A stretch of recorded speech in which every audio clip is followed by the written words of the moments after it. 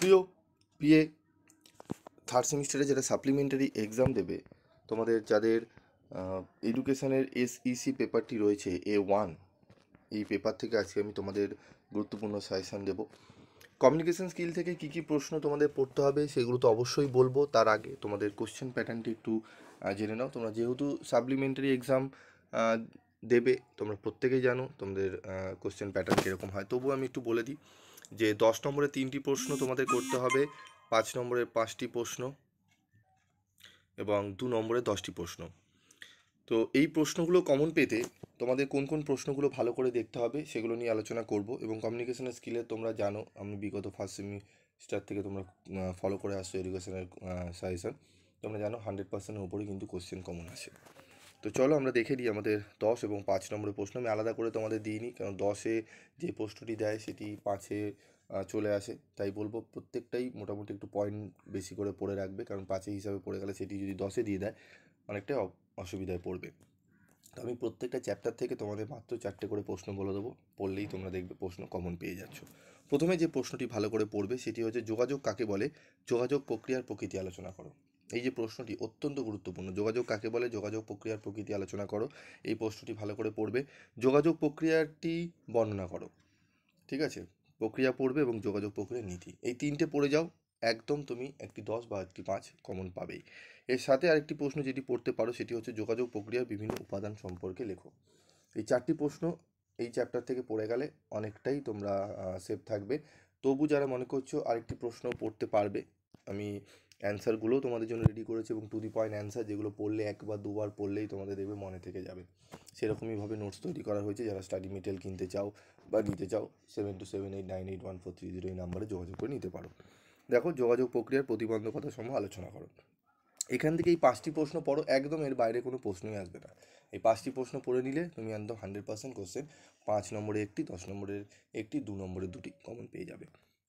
ঠিক আছে, তার মানে তোমার প্রায় 19 নম্বর মতো কিন্তু কভার হয়ে যাচ্ছে ফার্স্ট চ্যাপ্টারে, এই 5টা প্রশ্ন যদি ভালো করে পড়ে নাও। ঠিক আছে, 19-এর বেশি হয়, তাও আমি 19 ধরে চলছি। চলো, এরপর আমরা ইউনিট 2 থেকে শ্রবণ দক্ষতা থেকে কি প্রশ্ন পড়ব। প্রথম যে প্রশ্নটি পড়ব, শ্রবণ দক্ষতা কি, শ্রবণ দক্ষতার নীতিসমূহ আলোচনা করো, এই প্রশ্নটি পড়ব। শ্রবণের বাধা বা প্রতিবন্ধকতা সমূহ আলোচনা করো, এই দুটি প্রশ্ন পড়ব। শ্রোতার বিভিন্ন প্রকারভেদ আলোচনা করো। এই 3টি প্রশ্ন ভালো করে করলেই আমাদের হয়ে যাবে। ঠিক আছে, এই 3টি প্রশ্ন ভালো করে আমাদের কিন্তু করতে হবে, তাই খুব ভালো করে এই প্রশ্নগুলো তোমরা কিন্তু রেডি করবে।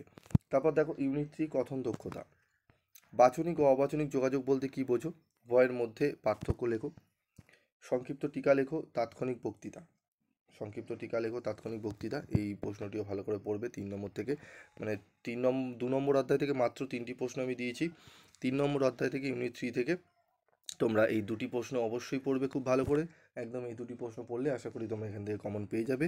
এর সাথে তুমি একটি প্রশ্ন আরেকটি অ্যাড করতে পারো, দলগত আলোচনা বলতে কী বোঝো, শ্রেণীকক্ষে দলগত আলোচনার বৈশিষ্ট্য, সুবিধা এবং অসুবিধাগুলি উল্লেখ করো।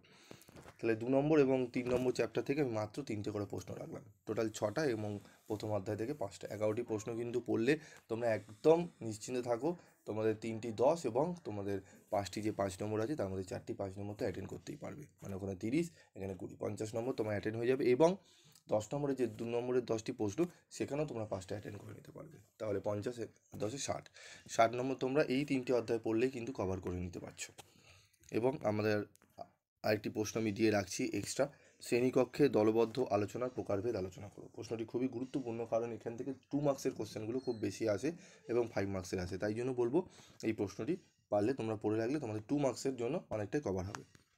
বোঝা গেল? তারপর দেখো আমাদের রয়েছে এরপর রিডিং অ্যান্ড রিটিং স্কিল, পঠন ও লিখন দক্ষতা। পঠনের বৈশিষ্ট্যগুলি আলোচনা করো, পঠনের বিভিন্ন পর্যায়গুলি আলোচনা করো, সঠিক উচ্চারণ দক্ষতার বিকাশ সম্বন্ধে লেখো, পঠন উপলব্ধির কৌশলগুলি আলোচনা করো, সরব পাঠ ও নীরব পাঠের উপযোগিতাগুলি উল্লেখ করো, সংক্ষিপ্ত টিকা লেখো, নীরব পাঠ, সঠিক বাক্য গঠনের যে কোনো 5টি উপায় লেখো, সরব পাঠের সুবিধাগুলি লেখো। এই এবং 8 নম্বরে হচ্ছে ভাষা পাঠ বলতে কী বোঝো, ভালো হাতের লেখার বৈশিষ্ট্যগুলি লেখো।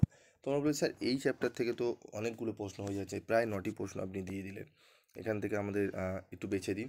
দেখো, এখান থেকে বাছাই করতে গেলে তোমাদের প্রশ্ন প্রথমে বলে দিচ্ছি, 1, 2, 3 নম্বর এই 3টি প্রশ্ন অবশ্যই পড়বে খুব ভালো করে। তারপর পড়বে হচ্ছে 5-এর প্রশ্নটি।